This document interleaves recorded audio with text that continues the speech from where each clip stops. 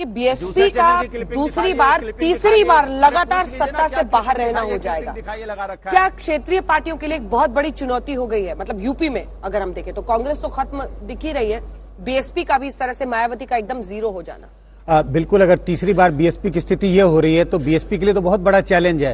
अंजना जी, इस बात का ध्यान रखना चाहिए कि सिर्फ यूपी में ही बीएसपी की स्थिति खराब नहीं हो रही है, तीसरी बार वो सत्ता से बाहर रहेगी, कम से कम एग्जिट पोल के तो अनुमान यही बता रहे हैं। लेकिन दूसरे राज्यों में भी देखिए कि बीएसपी की स्थिति क्या हो रही है। पंजाब को देखिए, हरियाणा को देखिए, मध्य प्रदेश को देखिए, राजस्थान को देखिए। ये सब ऐसे राज्य हैं जहां बीएसपी के पास तकरीबन 8 से 10% वोट होते थे, कुछ सीटें वो जीती थी। इन सब राज्यों में बीएसपी की स्थिति आज खराब है।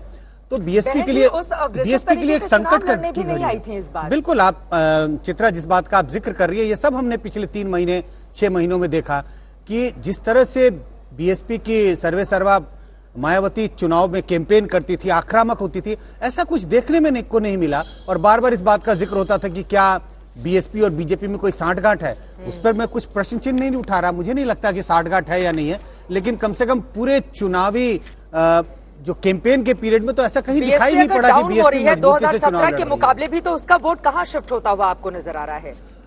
बीजेपी में जा रहे हैं समाजवादी पार्टी? नहीं, बिल्कुल साफ है। अगर एग्जिट पोल के अनुमान को देखें तो बीजेपी का वोट शेयर 46% पे जा रहा है और समाजवादी पार्टी का वोट भी 36% की ओर जा रहा है। बीएसपी का अनुमान कोई 12-13% का है। तो दोनों गठबंधन बीजेपी की तरफ भी शिफ्ट हो रहा है और समाजवादी पार्टी की तरफ भी शिफ्ट हो रहा है। ये आंकड़ा मैंने निकाल लिया है संजय जी, क्योंकि इसमें भी हम लोगों ने कास्टराइज भी किया है। तो जो एससी जाटव है, जो कि कोर वोट माना जाता था मायावती का, वो 62% बीएसपी के साथ अभी भी है, लेकिन इससे पहले वो 80-85% होते थे। ये भी याद रखिए संजय जी।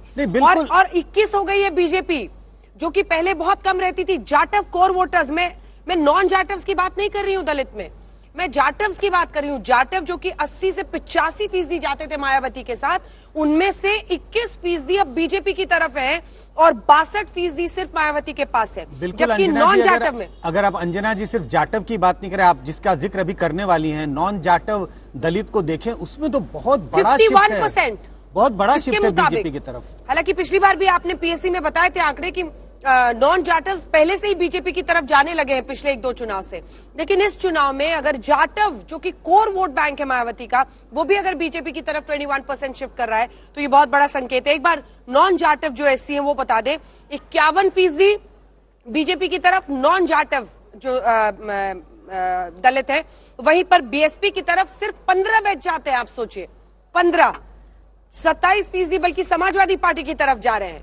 और एक और जल्दी से आपको आंकड़ा बता दें, मुस्लिम और यादव दोनों एक तरफा 83% मुस्लिम वोट गया है समाजवादी पार्टी को और 86% यादव वोट गया है समाजवादी पार्टी को। बीजेपी पिछली बार ठीक ठाक कर पाई थी लोकसभा चुनाव में, बल्कि अच्छा खासा उनको वोट मिला था यादवों को। इस बार सिर्फ 10 महज। इसके मुताबिक अभी ये अनुमान है, एक बार फिर से आपको बता दूं, ये सिर्फ अनुमान है, नतीजे का हमें इंतजार करना। सौरभ भी कमेंट आप करना चाह रहे थे।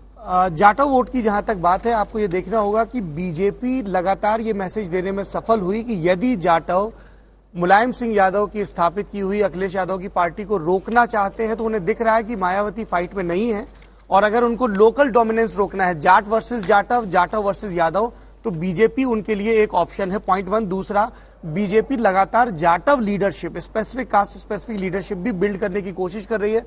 उत्तराखंड की गवर्नर थी बेबी रानी मौर्य, उनको इस्तीफा दिलवा के आगरा ग्रामीण की सीट पर लड़वाया गया।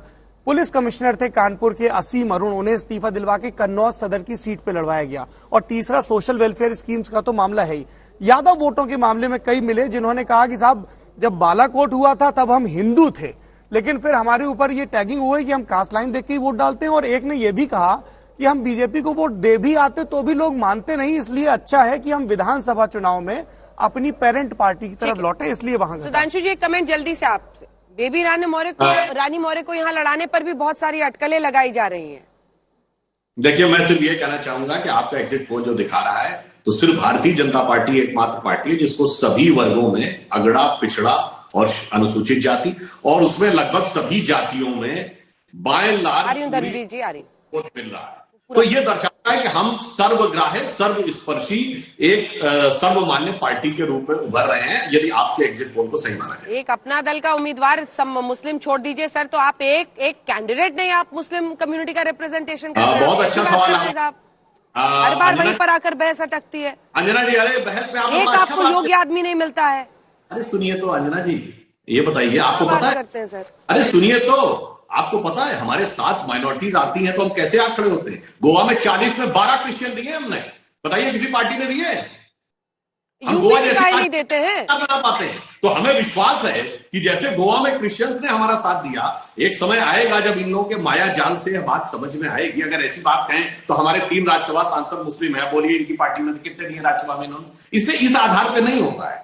इन्होंने मुस्लिमों को आज तक टोपी पहनाई है, हमने टोपी पहनाने वाला काम नहीं किया।